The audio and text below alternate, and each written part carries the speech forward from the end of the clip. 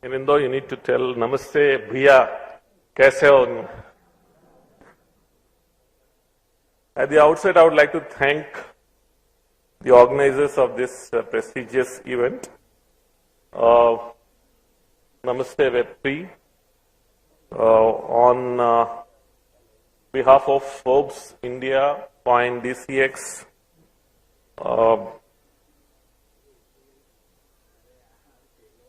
two people whom I need to thank, Sumit Gupta, founder CoinDCX, and Raja Sharma for enabling that I come to Indore. I was Subdivisional Magistrate SDM of Mau, 2004. I was Municipal Commissioner Indore 2005-06. I was the Collector of Indore 2015-16-17. So, Indore holds a very special place for me because I was posted in 3 different capacities in Indore. And having seen Indore at different stages of my own administrative life, and also at different stages of Indore growing from being the backyard of Mumbai to being Indore itself, the cleanest city that is still never has been beaten by any other state in the country. I think that gives a big round of applause to Indore and Indoreans actually.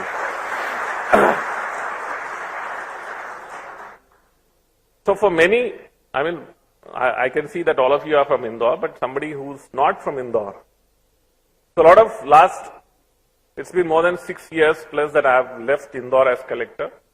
I'm holding different positions at Bhopal as head of the department, as secretary, principal secretary of various departments. But still, people do ask me what is so special about Indore. So I always say that one most important and striking feature of Indore is its people. And I always say that Nelson Mandela, in his quotes, always says that any place is all because of its people. And so is Indore actually. For those who don't understand what Indore is, and I always say that for anybody who makes this big statements that, I am responsible for what Indore is, I would say they are making a false statement. Indore is all about Indoreans. And the reason why Indore is the cleanest city and the reason why Indore is one of the fastest growing cities in this country is that Indoreans hold a very special place, not only for themselves, but also for their place. And I have traveled to more than 15 countries now, and having been in the administrative services, traveling to various parts of the country, when people ask me, when people see me, when we actually talk to each other, even when I go to my native place, and I need to tell you this very clearly, I belong to Telangana, and my mother still lives there, my kith and kin still live there. When I go back there, all my kith and kin or my relatives still, or my friends still feel that I am still posted in Indore even today, even after having left Indore for more than 6 years. So people do hold with lot of esteem and respect about Indore. So there's huge responsibility on all of us, and it is I'll be using, I'm yet to come to I'm just building the story of Indore actually.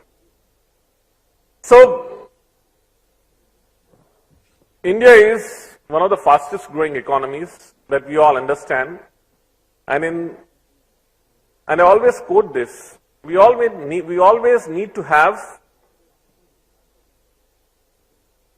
an idea and always say this, you need to know that if you have to go somewhere in future, you need to know where you have come from actually.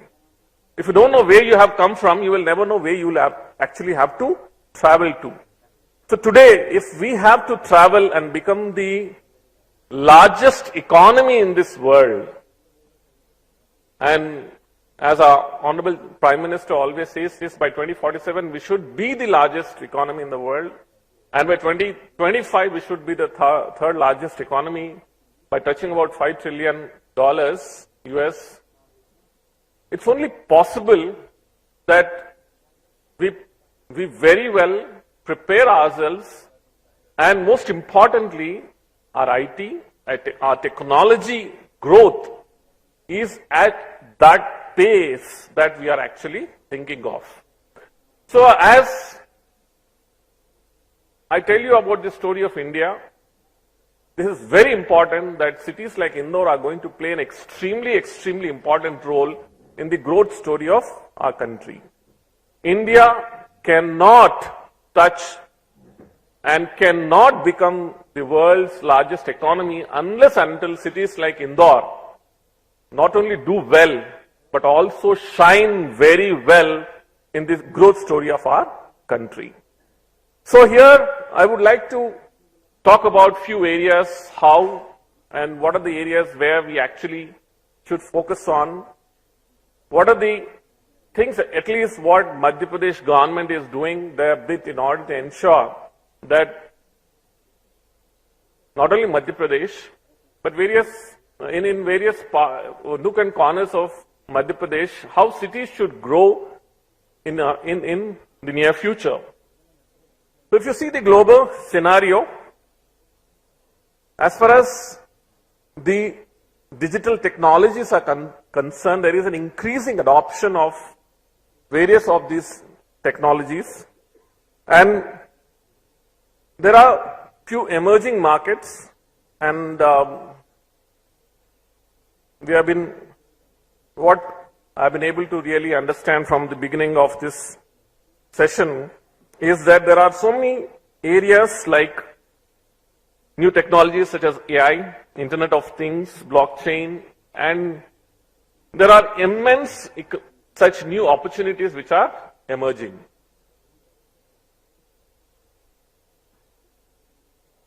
This has been told, and this is what we have been listening to a lot of economists, that we missed the bus many times in the past. The reason why China is ahead of us, the reason countries like South Korea are far ahead of us, is that they apparently caught the right bus at the right time. Maybe it's time that India should not miss the bus. I would say rather, India should not miss the metro this time. So we are going to catch that metro in order to actually reach the growth that we are all expecting. So these are the niche areas that we need to get into. We need to get into and we need to ensure. And I echo the same feeling as what Sumit has just told, that he is a boy from Indore. And we want many such boys and girls from Indore to actually write that growth story. And that is the reason I would say that we are all sitting here, that we don't miss the metro this time. So if you see India's growth story when it comes to the areas of technology, India is now being seen, and we have seen the recent G20 summit that has recently concluded in Delhi. What a fabulous event that it was. And thanks to our administrators, the way actually it was organized. Today, it is not few little countries who are looking at us for little brownies, for little money, for little rupees that they would want us to give them for their growth. Today, the entire of Europe, the entire of East Asia, the entire of USA, UK, and more importantly, we should not miss the most emerging Asia for tomorrow, that is Africa. They are all looking at us that we are going to play, and we are playing a very, very important role at this juncture when it comes to the emerging technologies. And you will see the way India is spending in these areas and the growth at which our IT sector is growing and our software exports are growing, and the increase in professionals that it is happening. And the most important story that we should never miss is the contribution of women in the IT sector. I did my engineering from Hyderabad, and I very frequently go to Hyderabad. And this is a story, maybe this is what it's also going to happen in Indore very soon, or maybe happening. You will not find a single couple in Hyderabad, both working. I mean to say both are working. You will not find a single woman educated and not working. And it is also very pertinent, very important to mention here that the human resource that we have actually been spending into in the last few decades, especially educating our girl children, is now paving way for the growth of Indian economy. It is time, I would like to mention, it is time that every woman who's done their graduation should and must contribute in one way or the other in the growth story of our economy. And this is what is very, very important in the sense, why I'm saying so is that the target that we have set for ourselves, for us to achieve the growth that we are expecting, it is only possible when each and every human resource is put to optimum utilization. And I'm saying optimum utilization. So optimum utilization is when each and every person, irrespective of man and woman, are given equal opportunity. And this is the time when each and every one, when they are able to actually come out of their houses, contribute, that is when our economy is going to really move forward. So, in the Madhya Pradesh, yes, we have been lagging behind a little, but we are not going to be behind many states anymore. Madhya Pradesh is also and equally going to grow at the pace that we have set for ourselves. If India is going to become 5 trillion economy by 2025, we have ourselves also set that we are going to be, Madhya Pradesh is going to be 550 billion economy by 2025. So we have a target. We are not just moving ahead without any such target. We have our target, we have our roadmap. We very well understand what are going to be our milestones. So, a good governance, good institutional presence, and vibrant ecosystem are the ones which are actually going to enable us to move forward. And time and again I would like to mention here that the contribution of planners, the contribution of economists, the contribution of such eminent institutions, there today, if there is a policy which is on the anvil, which is being made by state government, there is a task force the task force is having such eminent personalities who make a lot of advices, give a lot of advices, and on the basis of such task force, the policy making is being done. So our ecosystem, Madhya Pradesh ecosystem, is extremely moving in the right direction.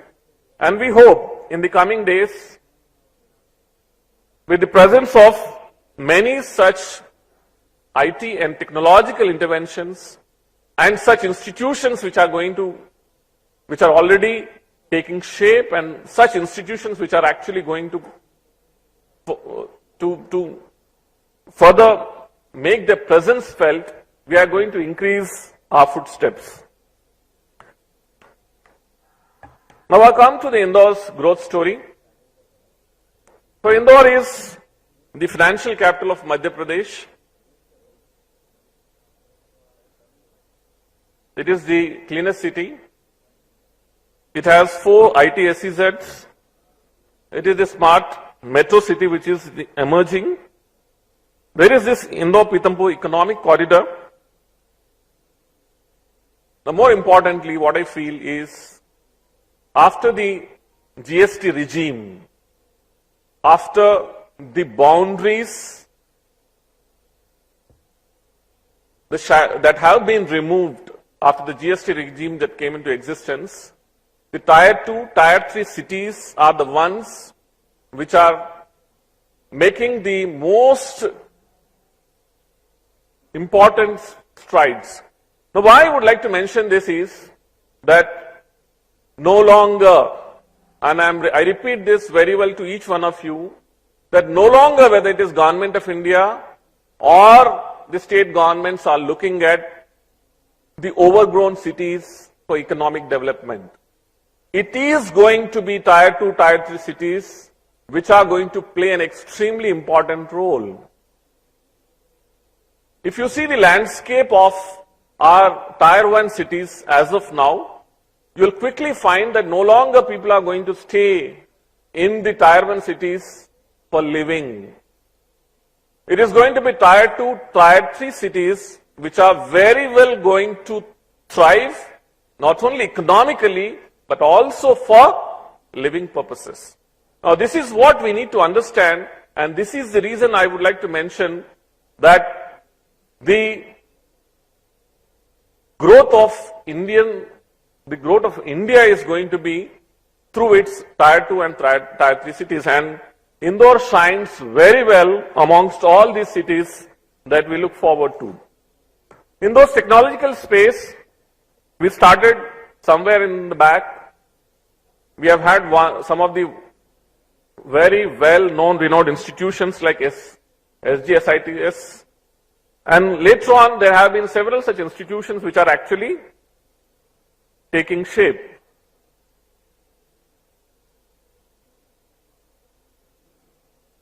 The land rates of any city actually determine, and land rates of the outskirts of any city actually will determine the amount of economic activities that are actually taking place. So I would request you all to actually sit with the real estate guys to understand what are the land values on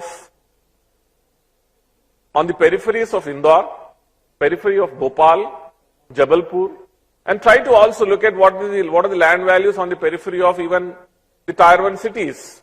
That will clearly mention and show to you how the economy of that city is going to be in coming 10 years or 20 years.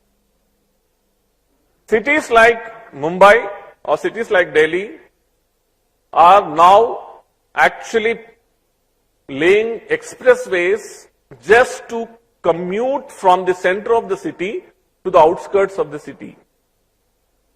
Now you can very well understand the economic wastage of time and energy that is actually happening in bigger cities. And this is where we need to look into how Tier 2 cities, Tier 3 cities like Indore are actually going to play an important role in that direction. In the area of startups, and I'm very happy to say that only within a year of the new startup policy that we brought in, and this very place of Indore from where Honorable Prime Minister launched the new startup policy last year, today we have more than 3,400 startups. In comparison to last year, April, May, we were at 1,900 startups. See the contribution of women. We have 45% of these startups owned by women. I was hoping for an applause for women. The Women's Reservation Bill has just been passed in the Parliament, and rightfully so. And as I mentioned to you in the initial part of my discussion, the human capital has to be optimally utilized, whether it is socio-economic or political activities. Everywhere there has to be presence of both the gender. So 45% of Madhya Pradesh startups are owned by women.